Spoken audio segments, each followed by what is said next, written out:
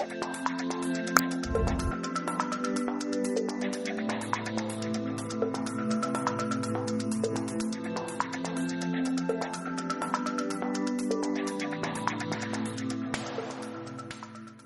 you know that cervical cancer is the leading cause of cancer-related death among women today? But do you also know that this cancer can be prevented? And precancers can actually be successfully treated only if you know what to do.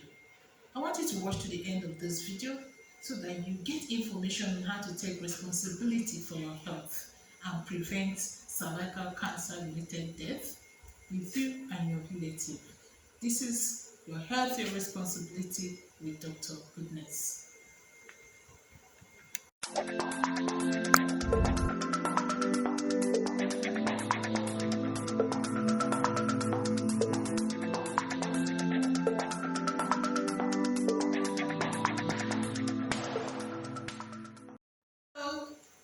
Good day everyone, and welcome to your health, your responsibility with Dr.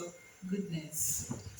If you are seeing me for the first time, you can subscribe actually to my health videos and click the notification button, because this is a channel where you are armed with information and taught how to take responsibility for your health, knowing full well that your health is first of all your responsibility. So tell your friends, your relatives to subscribe and then click the notification video so that you can see my previous videos and also know when I release my new videos.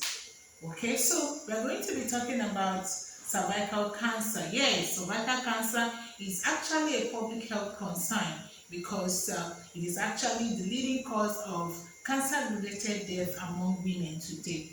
But fortunately for us, this cancer can actually be prevented. And this is the purpose of this video. This is actually to get you equipped on how to prevent cervical cancer for yourself and your relative and your loved ones. So I want you to pay attention and watch to the end of this video to get the full information. So first of all, what is cervical cancer and what causes cervical cancer? Cervical cancer is actually a genital cancer. You know, some of us that are familiar with the female genital tract, we know that there is a part of the tract that is actually called the cervix. That is the end part of the uterus, that is the womb of the woman. So it is actually this end part of the uterus that is referred to as cervix, and this is where cervical cancer actually occurs. Now, what causes cervical cancer? Cervical cancer is actually caused by some traits of some types of human papilloma virus. Human papilloma virus is a virus that has up to 150 types, but it's actually a few of these types that have been implicated in the cause of cervical cancer. So human papilloma virus can cause cervical cancer. Not only cervical cancer, it actually causes some of the other cancers like the anal cancer, the penile cancer, the oropharyngeal cancer, that is your oral cavity, and even your breathing tube, your bronchi, because human papilloma virus actually thrive in a mucous area. It actually affects the squamous cells, the cells that you can find on your skin, and these areas I mentioned. So human papilloma virus is the major cause of cervical CA, and because this known cause has been identified, it can also be prevented. So I want you to pay attention. So prevention of cervical cancer has actually been receiving a lot of attention. That's why this video is actually necessary, because it is very important. I know a lot of developed countries have done a lot of things to achieve this prevention to a greater percentage, but unfortunately we are still far from it in our environment. So first of all, the first stage in prevention of cervical cancer is vaccination. Just like I've mentioned, that human papilloma virus have been implicated in the cause of cervical CA. In the same way, some of the types, the major cancer-causing types of this human papillomavirus, which is type 16, 18, 6, and 8, and even 11, can actually be vaccinated against. And there is actually a working program in some developed countries in order to achieve as a routine. It has been incorporated as a routine in a vaccination among preteens and teenagers and young adults. So, but I know it's a far cry from what is obtainable in some developing and underdeveloped parts of the world. So this video is actually to equip you to know what you ought to do individually to take responsibility for your health, because this is what governments may not really be able to do for you in these other countries that I mentioned, especially where I'm making this video from. So there are vaccines that are available for prevention of infection by human papillomavirus.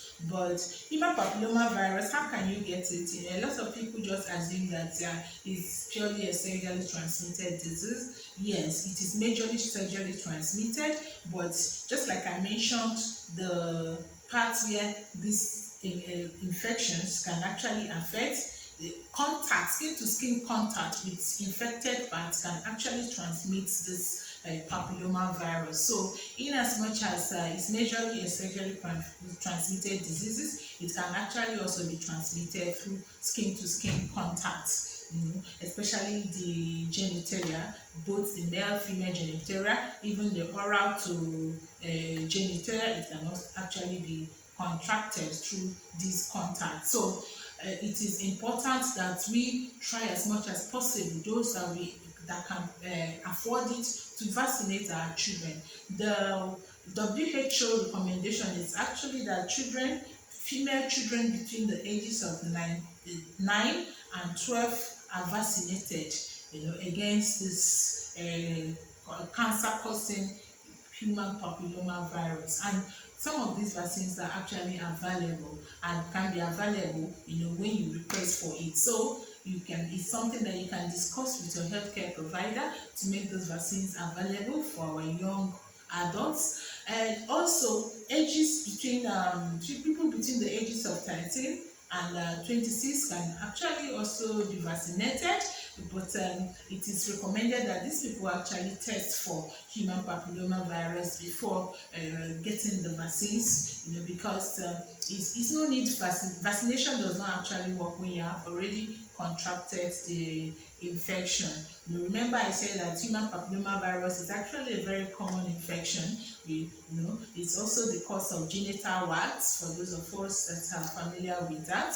Okay, so it is something that is common, and can easily be contracted. So if your ward or relative have passed the age of 13, it is important, and reached the age of 13, it's important that you actually test for this human papillomavirus, before you actually vaccinate. And even after vaccination, especially when you vaccinated as a teenager or young adult, it is also important that you go to the next step in preventing cervical cancer, which is actually screening for both human papillomavirus and precancerous cells in the cervix. Is actually very important in prevention of cancer and cervical cancer related death. Okay, so there are a lot of, this is actually what is so common in our environment. A lot of centers actually do it for free, especially government centers, where some of us are familiar with what we call the pap smell, and then the HPV test. HPV is short for human papillomavirus. So if I may be using this often in this video, so just know that I'm referring to human papillomavirus. So you can test for HPV, and also screen for pre-cancer cells, or even early stage cervical cancer cells from the cervix. This can actually, I've told you that this cancer can be prevented. Pre-cancer condition can be treated successfully, and these are very important to note, so that so that we'll be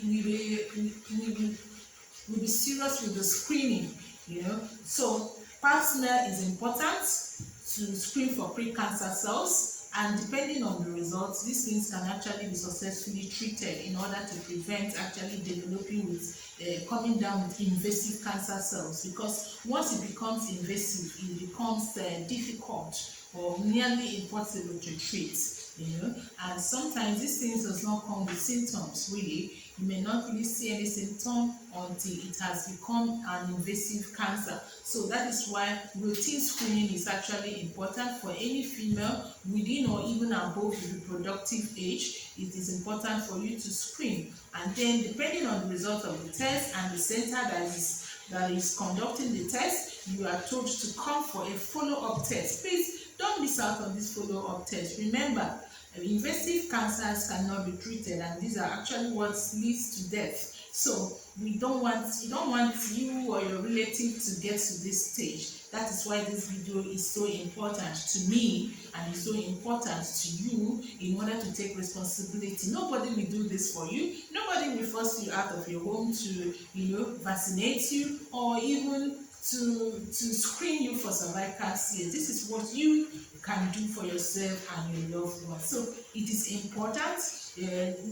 Get vaccinated. If you don't know what to do about the vaccine, you can always leave a comment or send me an email, so that we can actually help you to assess these things. And then do the pap smear, please. Do the pap smear. It is a common test. It is a common test, and a lot of centers do it for free. So do the pap smear, and let the doctor interpret the results for you. It's not something you just go to the side lab and do and just go home. Please, it is important the test be followed up, so that we will actually, and then if it's positive, if you are positive for human papilloma virus, and there are presence of pre-cancer cells, please make sure you get treated at the right place. Please make sure you get treated. It is not something that antibiotic can do for you, because I know we've actually seen patients who come and say that, oh, I did this pap smear and it was pre-cancerous, and they gave me antibiotic, and since then I've been fine. Please, antibiotic alone